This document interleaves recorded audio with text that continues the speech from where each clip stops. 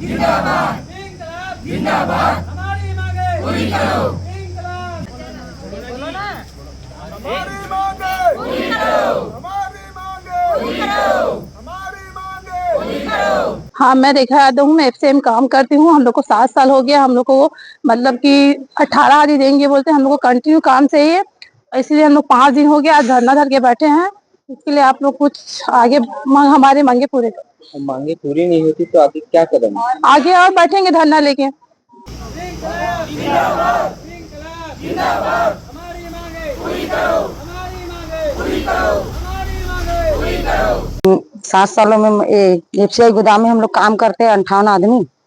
हमको यही मांग है कि हमको पूरे 58 आदमी को मैनेजर सर रखे। ऐसे हम लोग ये मांग लेके हम लोग यहाँ पर धरना लेके बैठे, और कुछ हमको मांग नहीं है। और 26 जैसे 16 हाजिरी देंगे बोलते हैं, तो इसमें हम लोग सहमत नहीं है। 16 हाजिरी में हमारा घर गृहस्थी तो नहीं चलेगा, तो इसीलिए हम लोग 26 हाजिरी का भी मांग किए हैं।